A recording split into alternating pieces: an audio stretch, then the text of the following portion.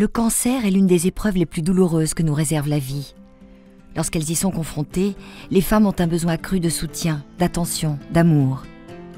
Fortes de cette conviction, Céline Lisraou et Céline Dupré ont créé l'association Rose. La première a connu le cancer comme malade, la seconde comme accompagnante. La première étape de l'aventure Rose a lieu en 2011, avec la sortie d'un magazine tiré à 200 000 exemplaires et distribué gratuitement dans plus de 1500 services de cancérologie, hôpitaux publics, centres de lutte contre le cancer et cabinets médicaux.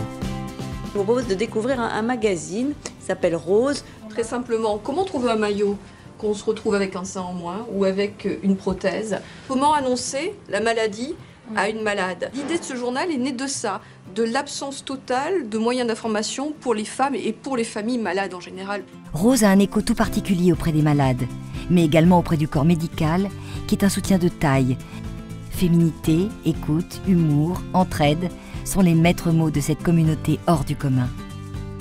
L'association Rose est devenue un acteur incontournable du changement.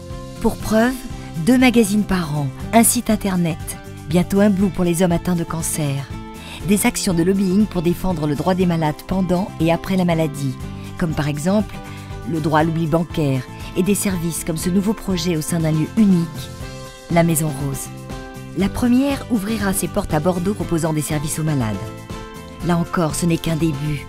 Et Rose espère bien avoir la possibilité d'en créer d'autres et ainsi continuer à étendre au maximum le champ de ses actions.